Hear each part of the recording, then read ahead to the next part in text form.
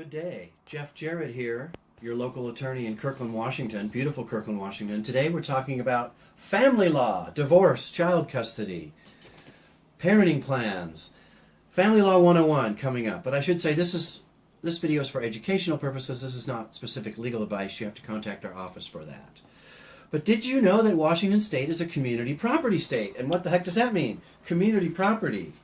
Washington's one of about 8 or 9 states where the husband and wife share income after marriage. It's community property is inherited from the Spanish system, where medieval Spain, the women had an equal position.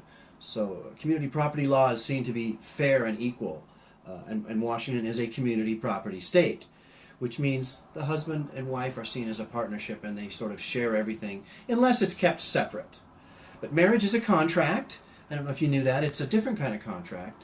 It's a public contract, and RCW, that's the statutes in Washington, the revised code of Washington. RCW 26, volume 26 is the family law section. But marriage is a public contract. It's not just like selling apples or computers. It's a public contract.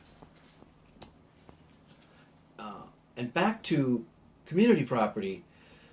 When you get married, your community property estate accrues, both of your incomes, both your assets are split between the two.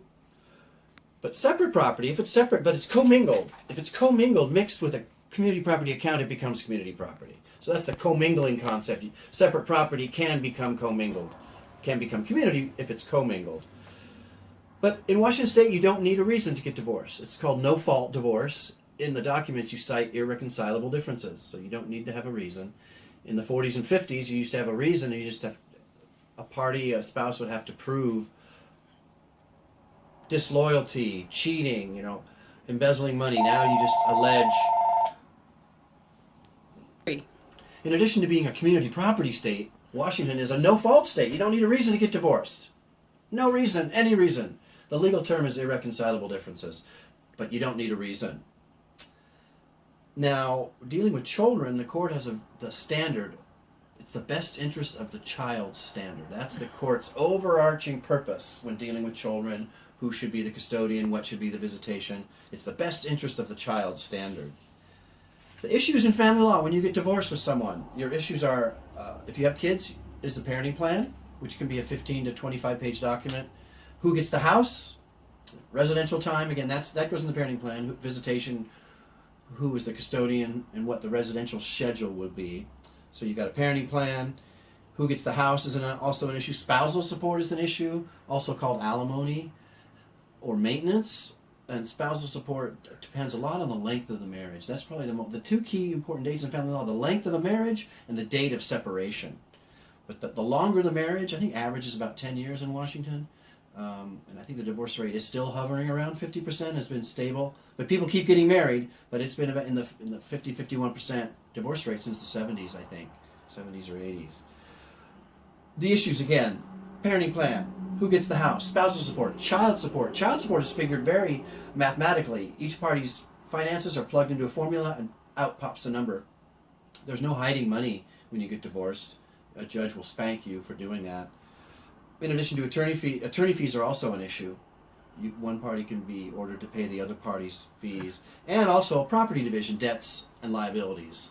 So again, those issues: parenting plan, who gets the house, spousal support, child support, attorney fees, property division, debts and liabilities. And a key document is financial declaration. In addition to child support worksheets, each party fills out a financial declaration, which is a financial x-ray. You tell all about your finances, and it's under oath. You have to be truthful, no hiding money. And then there's also other declarations, which are written statements under oath, under the penalty of perjury. That's how often in family law, when you're having motions, that's how you get your evidence in, through documents, through declarations rather than testimony.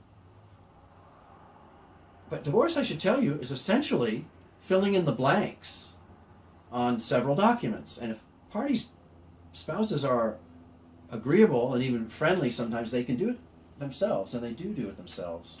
It can be done if it's all agreed. It's just filling in blanks in about 6 or 7 documents. The legal age of marriage is 18. You could get married at age 17 with the consent of your parents.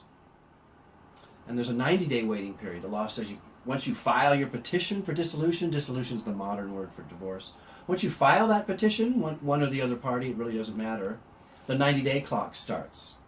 So you cannot get finally divorced until day 91 after filing. And why get married? I said it's a marriage contract. There's many benefits of getting married. You have tax benefits, retirement benefits, bereavement, sick leave benefits, immigration benefits, tax advantages, the right to spousal support. You have the right to divorce, and a marital privilege, a right to confidentiality. So there's a lot of benefits to getting married. Let me say, when you file your petition, the trial date is set about 14 to 16 months down. And again, most of these cases settle. That's what I try and do, settle the case. The more the parties settle, the less money you spend. So divorce doesn't have to be all it's cracked up to be negative. So again, Jeff Jarrett here signing off. That was Family Law 101.